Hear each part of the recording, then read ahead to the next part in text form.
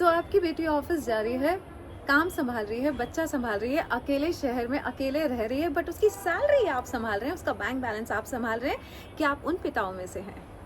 एक बात बताइए, जब आपकी बेटी घर से निकल गई और बच्चा पाल पा रही है, नए शहर में रह पा रही है, ऑफिस का काम संभाल पा रही है, किसी कंपनी की जिम्मेदारी है, क्या वो अपने बैंक बैलेंस की जिम्मेदारी नहीं संभाल सकती? बिल्कुल भी। पिता होने के नाते आपका अधिकार नहीं है उसके पैसों पे अधिकार जमाना कि मैं हैंडल करूंगा तुम्हारा बैंक बैलेंस। अगर आप उन पिताओं में से है, बहुत गलत कर रहे हैं। आपकी बेटी इंडिपेंडेंट होना चाह रही है और आप उसको अपने ऊपर डिपेंड कर रहे हैं। बहुत सारे रिश्ते ऐसे हैं जो किसी ना किसी को अपने ऊपर डिपेंड कर रहे हैं, डिक्टेट कर रहे हैं। कल ही रात में मैंने एक वीडियो बनाया, उसके कमेंट्स देख के ऐसा लगा कि everybody is suffering somewhere in relationship. किसी की सास डिक्टेट कर रही है, किसी की माँ डिक्टेट कर रही है, किसी की बहन डिक्टेट कर रही है। क्यों कर रहे हैं आप ऐसा? अगर आप ऐसा कर रही है तो आपकी गलती, लेकिन जो आपके डिक्टेटरशिप को सहन कर रही है उसकी गलती का क्या? मैं उन बच्चियों से कहना चाह रही हूँ कि अगर आपके पिता आपकी ज़िंदगी की डोर अपने हाथ में लिए हुए हैं और आपको बड़ा नहीं होने दे रहे हैं, तो किस तरह से बहुत ही हम्बल तरीके से आप अपने पिता को अपनी बात कह सकती है। जैसे कि एक कमेंट में कल के वीडियो में किसी ने कहा कि मेरी सास डिक्टेट करती है, मैं क्या करूं? सास की गलती नहीं है, आपने उन्हें अधिकार दिया है कि वो आपकी ज़िंदगी पर अधिकार रख सके। बहुत ही हम्बल तरीके से अपने जीवन के बारे में, अपने जीवन की प्रायोरिटीज़ को अपनी सास को समझा सकते हैं।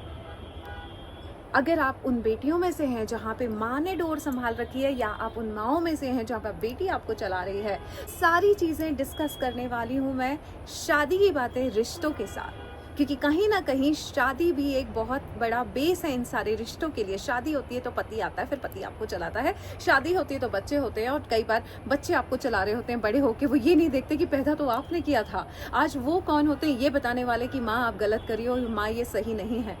बच्चे बड़े होने के बाद भूल जाते हैं कि माँ माँ है। ये बहुत ही बैलेंस रिलेशनशिप है।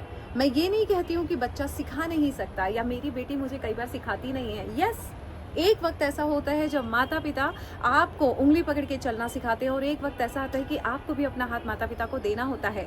लेकिन कितना हाथ देना है, कितनी उंगली पकड़ानी है, और कितना अपना पूरा जीवन उनको दे देना है। कई बार ये रिश्ते भारी लगने लगते हैं निभाने के लिए। 20 अप्रैल 2 दिन बचे हैं। शादी की बातें सही रिश्तों के साथ, किस तरह की शादी होनी चाहिए, शादी के रिश्तों में क्या सोचना चाहिए, किस तरह से रिश्तों में बहुत ही हम्बल तरीके से आप अपनी बाउंड्रीज सेट कर सकते हैं।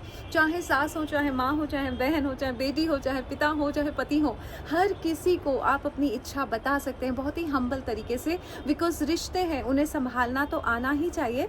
ऐसा भी नहीं कि हम रिश्तों में इतने ब्लंट हो जाएं कि उन्हें हर्ट कर दें, और या फिर इतने भी नहीं हम सरेंडर कर दें कि कहीं ना कहीं ऐसा लगे कि हमने सिर्फ सर झुकाया था, उन्होंने हमारे सर पे पैर रख दिया। मिलती हूँ मैं आपसे 20 को शादी की बातें सही रिश्तों के साथ। आयुषी से बात कर लीजिए 8433558905 पे, और अभी भी रजिस्टर्ड करा सकते हैं। किसी ने मुझे कमेंट किया, मैम ये साल भर में एक बार होता है क्या?